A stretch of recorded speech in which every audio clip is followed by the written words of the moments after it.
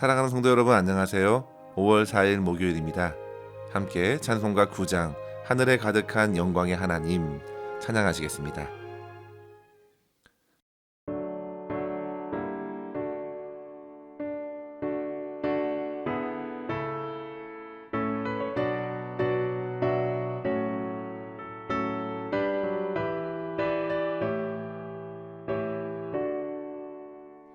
하늘에 가득 찬 영광의 하나님, 온 땅에 충만한 존귀하신 하나님, 생명과 빛으로 지혜와 권능으로 언제나 우리를 지키시는 하나님, 성부와 성자와 성령 삼위의 하나님, 우리 예배를 받아주시옵소서. 사랑이 넘치는 자비하신 하나님, 은혜가 풍성한 구원의 하나님, 참회의 심령에 평안을 주시옵고 죄악과 허물을 용서하여 주소서. 찬송과 영광과 생명, 구원의 하나님, 우리 예배를 받아주시옵소서.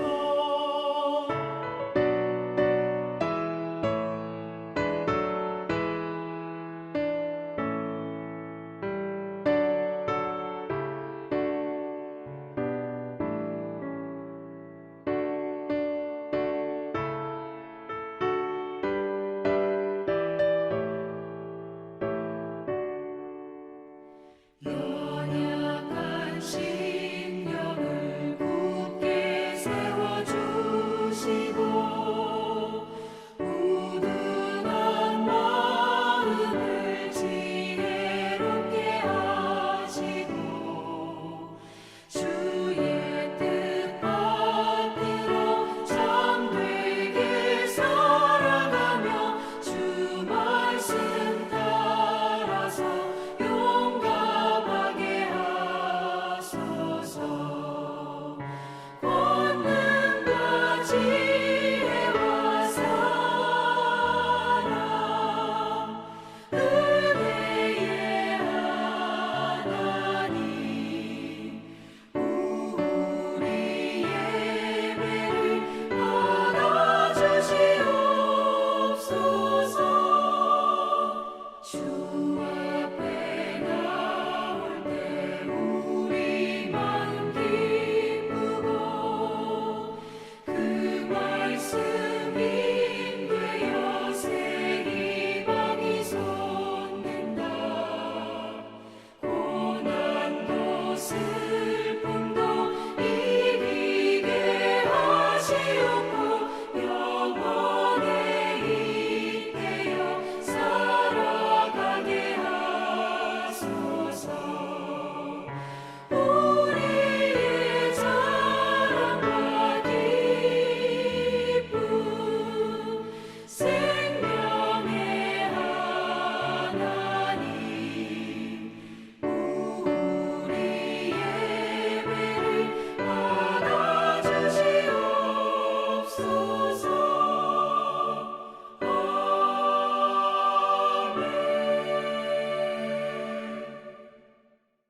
아멘. 이 시간 함께 나눌 말씀은 사무엘하 14장 1절에서 11절입니다. 수르야의 아들 요압이 왕의 마음이 압살롬에게로 향하는 줄 알고 드고아의 사람을 보내 거기서 지혜로운 여인 하나를 데려다가 그에게 이르되 청하건대 너는 상주가 된 것처럼 상복을 입고 기름을 바르지 말고 죽은 사람을 위하여 오래 슬퍼하는 여인같이 하고 왕께 들어가서 그에게 이러이러하게 말하라 하고 요압이 그의 입에 할 말을 넣어주니라. 드고와 여인이 왕께 아를 때에 얼굴을 땅에 대고 엎드려 이르되 왕이여 도우소서 하니 왕이 그에게 이르되 무슨 일이냐 하니라. 대답하되 나는 진정으로 과부이니이다. 남편은 죽고 이 여종에게 아들 둘이 있더니 그들이 들에서 싸우나 그들을 말리는 사람이 아무도 없으므로 한 아이가 다른 아이를 쳐 죽인지라. 온 족속이 일어나서 당신의 여종 나를 핍박하여 말하기를 그의 동생을 쳐 죽인 자를 내놓으라. 우리가 그의 동생 죽인 죄를 갚아 그를 죽여 상속자 될 것까지 끊겠노라 하오니 그러한즉 그들이 내게 남아있는 숯불을 꺼내 내 남편의 이름과 씨를 세상에 남겨두지 아니하겠나이다 하니 왕이 여인에게 이르되 내 집으로 가라. 내가 너를 위하여 명령을 내리리라 하는지라. 드고와 여인이 왕께 아뢰되 내 주 왕이여 그 죄는 나와 내 아버지의 집으로 돌릴 것이니 왕과 왕이는 허물이 없으리이다. 왕이 이르되 누구든지 내게 말하는 자를 내게로 데려오라. 그가 다시는 너를 건드리지도 못하리라 하니라. 여인이 이르되 청하건대 왕은 왕의 하나님 여호와를 기억하사 원수 갚는 자가 더 죽이지 못하게 하옵소서. 내 아들을 죽일까 두렵나이다 하니 왕이 이르되 여호와께서 살아계심을 두고 맹세하노니 내 아들의 머리카락 하나도 땅에 떨어지지 아니하리라 하니라. 아멘. 우리는 성경에서 보여주고 있는 다윗의 집안에 벌어졌던 참극을 대하면서 여러 가지 생각을 갖게 됩니다.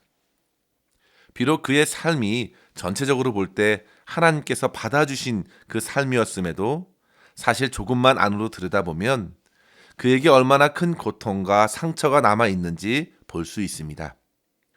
화려한 왕위에 그가 앉아 있었음에도 그의 아들 암논은 이복 동생 다말을 억압적으로 취하면서 극히 정상적이지 않았고 그의 형을 향해서 끝내 복수의 칼을 휘두른 압살롬, 그리고 이후에 압살롬이 어떻게 다윗을 배신하고 왕위까지 차지하는지 우리는 거울로 보는 것 같이 잘 알게 됩니다. 참으로 뼈아픈 이런 다윗의 가정사는 다윗이 밧세바를 취하고 그것을 은폐하려고 충성스러운 우리아를 죽이는 죄를 범한 이후에 하나님의 말씀대로 그 죄로 인한 재앙이 계속 그의 집안에서 일어나는 것을 알려주는 것이죠. 성도 여러분, 여호와의 원수 사단 마귀는 그렇게 범죄 사실을 가지고 끝까지 괴롭히고 그것을 비방거리로 삼습니다. 그의 가정을 흔들고 그 심정을 괴로움과 슬픔으로 채우는데 얼마나 끈질긴지 모릅니다. 따라서 우리는 항시 하나님 말씀 앞에서 우리의 영혼과 삶을 돌아보고 뿌리 깊은 죄악에 빠지지 않도록 스스로 경책하고 회개할 수 있어야겠습니다. 오늘 말씀은 형 암논을 죽이고 압살롬이 도망한 지 3년이 지난 시점에 일어난 사건입니다. 비록 암논이 잘못을 했지만 동생에 의해 죽게 된 암논을 향한 아버지의 마음이 얼마나 슬펐겠습니까? 그러나 다윗은 이미 죽은 암논에게 더 이상 마음을 빼앗길 수 없었고 정처 없이 도망자로 살아가는 압살롬을 향한 마음이 간절해졌습니다. 이러한 그의 마음을 잘 알고 있던 요압이 오늘 본문의 모습처럼 판을 짜서 압살롬을 다시금 궁으로 불러들일 계책을 진행한 것입니다. 요압은 먼저 드고아에 있던 지혜로운 한 여인을 찾아서 그녀에게 상복을 입혔고 슬픈 과부의 역할을 시켜서 그녀의 사연을 왕께 아뢰게 했습니다. 그 여인에게 두 아들이 있었는데 큰 아들이 작은 아들을 쳐 죽이게 된 것입니다. 그런데 온 족속의 사람들이 이 과부에게 찾아와 말하길 동생을 죽인 큰 아들의 죄를 묻고 그를 죽여야 한다고 당장 내놓으라고 하였는데요. 그들은 분명 하나 남은 상속자까지 죽여서 내게 남아있는 숯불까지 끄려고 한다는 것입니다. 다윗은 그 여인의 말을 잘 듣고 명령을 내리겠다고 약조합니다. 그런데 이 여인이 9절에 말하기를 내 주 왕이여 그 죄는 나와 내 아버지의 집으로 돌릴 것이니 왕과 왕위는 허물이 없으리이다. 마치 그 여인은 다윗을 위하듯이 말하고 있습니다. 결국 자기 죄 때문인데 왕께서 명령을 내리셔도 왕의 허물은 없을 것이라고 안심시키려 합니다. 그러자 다윗은 그 여인에게 말하는 누구든지 데려오라고, 다시는 너를 건드리지 못하게 해주겠다고 다시금 약속합니다. 그러자 여인은 한술 더 떠서요, 왕은 여호와를 기억하사 원수 갚는 자가 더 죽이지 못하게 하소서, 내 아들을 죽일까 두렵습니다 라고 말하면서 하나님을 거론하면서까지 말하자 다윗도 더 나가서 하나님 앞에서 맹세로서 큰 아들을 반드시 살게 하겠다고 합니다. 성도 여러분, 요압이 짠 판에 결국 다윗의 마음이 이끌렸습니다. 여인의 상황이 모두 다윗과 똑같은 것이 아닌데도 결국 그 여인을 통해서 다윗의 마음이 이끌려 후에는 압살롬을 부르게 됩니다. 사랑하는 성도 여러분, 이러한 본문의 말씀을 통해 이 아침 두 가지의 교훈을 함께 나누고 기도했으면 합니다. 첫째로 성도 여러분, 세상적이고 인간적인 말과 판단이 우리 마음을 이끌지 않도록 우리 마음을 지켜야겠습니다. 성도 여러분, 과연 이 여인을 보낸 요압의 의도가 무엇이었을까요? 요압은 다윗의 마음을 풀어주고 싶었고 동시에 차후 유력한 왕위 계승자라 여겨진 압살롬이 궁으로 돌아올 빌미를 열어주면서 그는 지금의 왕뿐만 아니라 차기 왕에게도 모두 그 공을 얻게 될 것이 틀림이 없었습니다.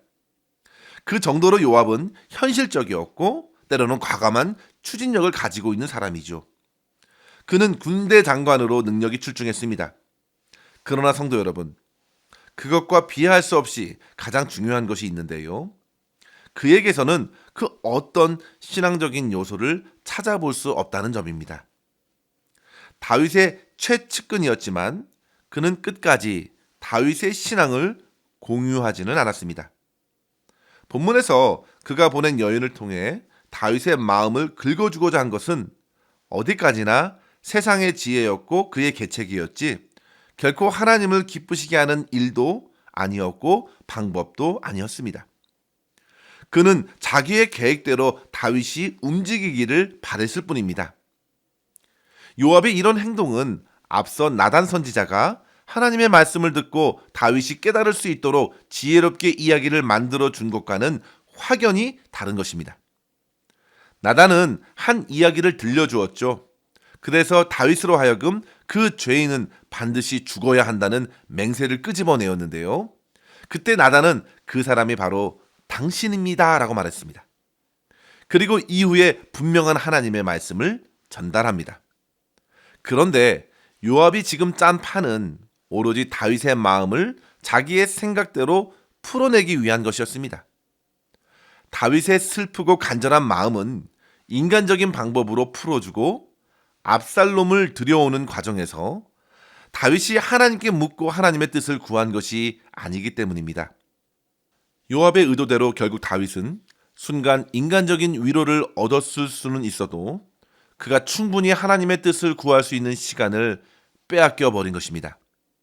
성도 여러분, 저와 여러분의 마음에 혼란스러운 것, 간절한 것, 슬픈 것이 일어날 때에 어떻게 그 마음을 다스릴 수 있고 추스릴 수 있겠습니까?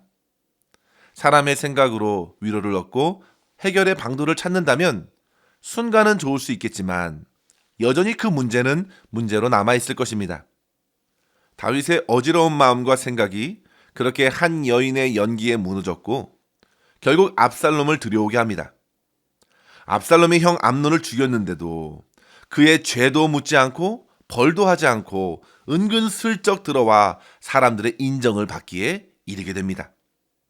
다윗은 하나님 앞에서 마음을 다잡고 하나님의 뜻을 구하며 자녀를 책할 것을 책해야 했습니다. 그런데 인정에 이끌린 결정을 하게 된 것이죠. 성도 여러분, 참된 아비가 누구입니까? 무엇이 옳고 그른지를 가르쳐야 합니다. 마땅히 행할 것을 아이에게 가르쳐 주라고 했습니다. 징계가 없으면 사생자라 하였습니다. 다윗은 그저 요압과 여인의 연기를 따라 스스로 자기 마음을 달랠 뿐이었습니다. 이러한 여인의 연기는 우리 주변에 얼마나 많습니까? 지혜로운 드고와 여인은 곧 저와 여러분에게 전해주는 세상의 메시지입니다. 드라마를 보고 영화를 보시면 많은 도전을 얻기도 하고 영감을 얻기도 합니다. 어떤 분은 드라마를 보면서 눈물도 흘리고 감동을 받기도 하는데요. 그러면서 위로를 얻는 것이죠. 그러나 성도 여러분, 꼭 그것만 전해주는 것은 아닙니다. 세상의 메시지는 복음을 드러내려 하기보다 인간적인 생각과 마음을 더욱 강조하기 때문입니다. 거기에 머물러 있으면 세상에서 인정하는 지혜는 배울 수 있어도 결코 예수 그리스도의 십자가의 사랑과 은혜, 복음의 소식을 깊이 깨달을 수 있는 지혜를 얻을 수는 없을 것입니다. 세상의 사람들도 그러합니다. 그들의 위로와 도움과 격려는 큰 힘이 됩니다. 그러나 그것이 하나님의 뜻대로 인생을 살아갈 힘이 되는 것은 아닙니다. 오히려 세상의 메시지들이 주는 위로와 기쁨 때문에 하나님께 나아오는 기회를 빼앗기는 것은 아닌지 우리는 생각해 보아야 합니다. 드라마나 영화에도 물론 부분적으로 복음적인 요소가 있습니다. 그것은 성경을 통해서 비추어 볼 때야 비로소 교훈이 됩니다. 따라서 성도 여러분, 우리는 먼저 주님의 말씀과 복음을 깊이 깨닫는 것이 우선시 되어야겠습니다. 말씀의 안경 없이 세상의 메시지를 들으면 세상의 가치관에 어느덧 익숙해져서 세상의 사람들과 다름없이 살고 믿게 될 것입니다. 성도 여러분, 우리의 마음이 인간적인 말과 판단으로 다스려지지 않도록 더욱 마음을 지키고 경계하십시오. 또한 인정에 휩쓸려서 하나님께로 나가는 기회를 놓치는 일이 없도록 하시기를 바랍니다. 둘째로 성도 여러분, 우리의 생각과 마음에 하나님의 뜻이 이루어지도록 늘 말씀과 기도로 깨우실 수 있기 바랍니다. 올바른 분별은 진리의 말씀 앞에 있을 때에야 가능합니다. 어둠의 세상길에서 옳은 길을 찾을 수 있는 비결은 밝은 빛을 의지할 때 가능하지요. 하나님의 말씀이 곧 어둠을 비추는 빛이 됩니다. 우리 주님께서도 참빛으로 이 세상에 오셨을 때 어둠이 그를 이기지 못하였다 했습니다. 성령께서도 어두운 마음을 밝히시는 빛이라고 하셨습니다. 따라서 성도 여러분, 무엇을 어떻게 어디서부터 해야 할지 마음이 답답할 때 우리는 세상 사람들에게 귀를 기울이거나 세상의 책들과 연극, 드라마 같은 메시지에 귀를 기울이지 말고 하나님 앞으로 다가가야 되겠습니다. 주님의 말씀을 잘 듣고 주님께 간구하십시오. 본문에서 다윗은 감정과 인정에 휩쓸려서 가볍게 맹세하였습니다. 그러나 우리는 하나님의 이름을 내 생각과 내 결정을 확고히 하는 데 사용하지 말고 우리는 반대로 내 생각과 내 결정과 내 이해를 내려놓고 하나님의 뜻과 인도를 구할 수 있어야겠습니다. 하나님께서 전적으로 내 마음과 생각을 인도하시도록 우리는 기도해야 합니다. 아무것도 염려하지 말고 오직 모든 일에 기도와 간구로 너희 구할 것을 감사함으로 하나님께 아뢰라. 그리하면 모든 지각에 뛰어난 하나님의 평강이 그리스도 예수 안에서 너희 마음과 생각을 지키시리라 약속하셨습니다. 사랑하는 성도 여러분, 세상에서 밀려오는 여러 가지 메시지 앞에서 정신을 차리시고 저와 여러분의 마음을 빼앗기지 않도록 힘쓰십시오. 생명의 근원이 우리 마음에 계신 예수 그리스도께 있습니다. 따라서 더욱 주님의 진리 위에 서서 끝까지 주님께 우리의 모든 어지러운 마음, 갈급한 마음, 답답한 심령들을 모두 맡기시고 하나님의 말씀과 기도로 인도함을 받음으로 오늘을 살아갈 수 있는 저와 여러분 되시기를 주의 이름으로 간절히 축원합니다. 기도하겠습니다. 하나님 아버지 감사합니다. 오늘도 주님께서 친히 저희에게 말씀하여 주시고 들을 수 있는 믿음을 허락해 주심에 감사합니다. 주님, 어지럽고 혼탁한 세상에서 들려오는 여러 메시지를 만날 때 우리의 마음과 생각을 지키게 하여 주시고 오직 진리의 빛 안에 거하며 주님의 말씀이 내 발의 등이요 내 길의 비침을 고백하면서 주님과 동행하는 삶을 살아가게 하여 주시옵소서. 우리의 감정보다 우리 안에 있는 인정보다 하나님의 공의와 정의를 실천할 수 있도록 성령 하나님 우리의 심령을 굳게 붙들어 주시옵소서. 오늘도 우리의 모든 삶을 주님의 손에 의탁하옵고 감사드리며 예수님의 이름으로 기도하옵나이다. 아멘. 사랑하는 성도 여러분, 오늘도 주 안에서 승리하시길 바랍니다. 감사합니다.